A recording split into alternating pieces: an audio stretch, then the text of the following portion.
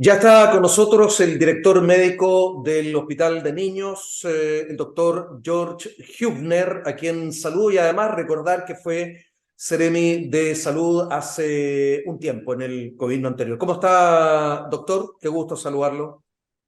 Hola, muchas gracias por la invitación, Carlos. Muy atento a lo que está pasando a nivel nacional. Han habido hartas situaciones bastante complejas y bueno, siempre desde el rol que uno ha tenido y desde el rol que tiene actualmente disponible para poder apoyar, aconsejar y asesorar a nuestros televidentes. Gracias por su tiempo. Sí, precisamente en los próximos días se va a vivir el pic de enfermedades respiratorias por virus sincicial. Virus que ha cobrado la vida de algunos lactantes y esta crisis sanitaria ha hecho que el subsecretario renunciara al cargo, ¿no es cierto? Y decir que en números casi el 100% de las camas UCI pediátricas están ocupadas. Y ahí vienen algunas preguntas, doctor. Las temperaturas están bajando cada vez más, muchos niños y niñas están siendo contagiados, algunos ya están hablando de adelantamiento de vacaciones. Eh, ¿Qué es lo verdaderamente importante que hay que considerar para distinguir síntomas leves de los graves de papás, mamás, cuidadoras, cuidadores? Y además, y de ahí lo dejo para que usted se explaye completamente, le planteo las preguntas en el inicio de la conversación. ¿Cuándo acudir al SAPO, al hospital, al consultorio? Ayúdenos, doctor. Bueno, efectivamente acá siempre hay dificultades para poder entender y comprender lo que es el funcionamiento de la red. Ya acá tenemos elementos de menor complejidad, que son los CEFAM, después lo que es el servicio de atención primaria y urgencia, y finalmente lo que es la urgencia. ¿Ya? Ahora bien, todo eso trabaja como una red. Y ahí en ese sentido, cuando existe alguna situación en particular que va complejizándose, de una u otra forma uno va generando los procesos de derivación correspondientes. ¿Ya?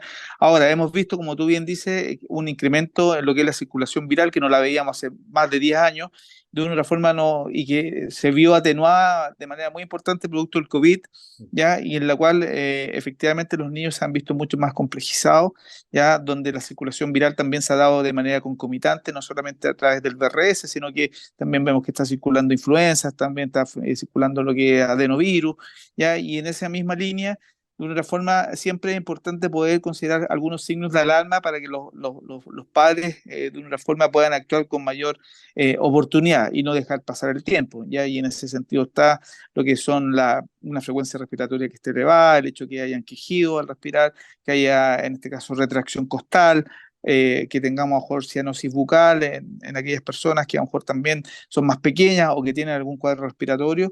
Son elementos que de una u otra forma nos deben ser signos de alarma para poder consultar con mayor oportunidad y no esperar a lo mejor como un simple cuadro que con ciertas mucosidades, congestión nasal que pueden ser más leves, ¿ya? Ahora, es muy importante considerar también la etapa en la cual se enfrenta. No es lo mismo enfrentar esta condición un niño de un mes o de 2 meses versus un niño de 5 o 6 años, ¿ya? Hay que ver cuál es su condición de base, si tiene cuadros respiratorios previos o no, si ha tenido cuadros de neumonía. Todos esos elementos son importantes que los padres lo puedan considerar y en ese sentido siempre no dejar pasar el tiempo si es que existe algún signo de alarma y obviamente ir dirigiéndose a las distintas escalas, en este caso de complejidad que existe en la red. En los momentos más críticos del COVID entendimos por qué en otras latitudes, ¿no es cierto?, se utilizaba con mucha anticipación y como un hábito la mascarilla. Y hoy entendemos que más allá de la sugerencia y solo sugerencia en medio de transporte público, estas deberán de volver a ser obligatorias. Entendemos en establecimientos y en lugares de alta concentración y, como no, también en los establecimientos educacionales. ¿Le parece aquello cuerdo, tiene lógica? Sea, sin lugar a dudas, uno de los aprendizajes que tuvimos es cómo la mascarilla, el lavado de manos, fueron elementos muy importantes dentro del periodo de la pandemia, lo mismo que la ventilación. Ya estamos viviendo además periodos que están bastante más fríos de lo tradicional, y es por eso que a mí me parece de todo lógico poder ir avanzando en esa línea. Yo, por lo menos, a todos los pacientes que yo me toca atender, les recomiendo, si usted va a estar en sectores poco ventilados, aglomerados, transporte público, utilice su mascarilla. No solamente se va a proteger usted, y si está con algún cuadro respiratorio va a estar protegiendo al otro. Entonces, de una otra forma, acá es sumamente importante poder concientizar. Hay que pensar que en el periodo del COVID los niños también actuaron muy obedientemente frente a dichas medidas, me tocó verlo directamente. Entonces, no es un hábito que esté fuera de conocimiento. Creo que de una otra forma se puede ir reinstalando. Lo importante es poder enfrentar de la mejor manera condiciones que no habíamos presentado en el último tiempo. Entonces, obviamente, cuando no la habíamos presentado, se vuelven a generar complejidades como lo estamos teniendo en la actualidad. Hay que pensar que también los servicios pediátricos se vieron afectados producto del COVID frente a las reconversiones que se vivieron, donde mayormente se veían adultos, y es por eso que de una otra forma también algunos servicios se han tenido que ir retomando un poco la capacidad que tenían en su momento para poder también dar respuesta oportuna a las necesidades que se están teniendo el día de hoy. Venimos de una nota precisamente con la Seremi de Salud. Hay números, Salud Responde para poder hacer consultas, que es la manera más rápida de poder resolver las dudas. 600-360-7777 o consultar en el SAPU, SAR o en el CEFAM más cercano a su domicilio, antes, en la indicación antes de asistir a un hospital. Y bueno, yo sé que no es fácil cuando podemos imaginarnos que la vida de uno de nuestros niños o niñas puede estar en riesgo. Raya para la suma, ¿qué se nos queda en el tintero como recomendación o tips, doctor? No, pues algunas recomendaciones propias para este periodo: favorecer lo que es la ventilación. Obviamente, si usted está con un cuadro respiratorio, tomar las medidas respectivas para evitar el contagio a un tercero, lavarse las manos de manera frecuente, evitar también ambientes de mucha calefacción por los riesgos que este pueda generar.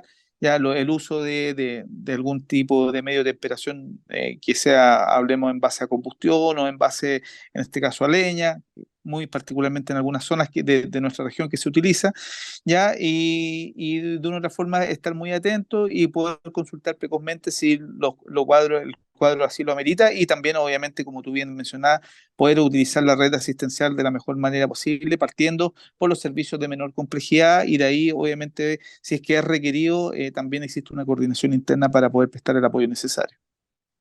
Sí, porque después de nuestros niños y niñas vendrá el foco en los adultos mayores y por lo tanto queremos que esto no se complique más de la cuenta, doctor.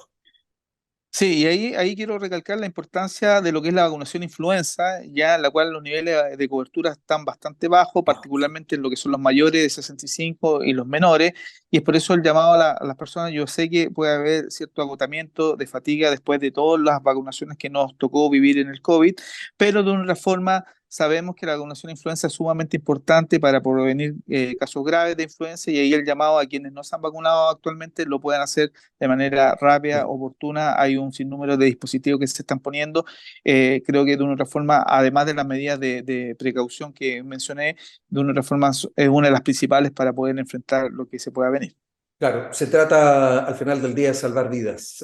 Gracias, doctor George Hübner, por habernos acompañado en nuestra edición de noticias. Muchas gracias a ustedes, que tengan muy buena tarde.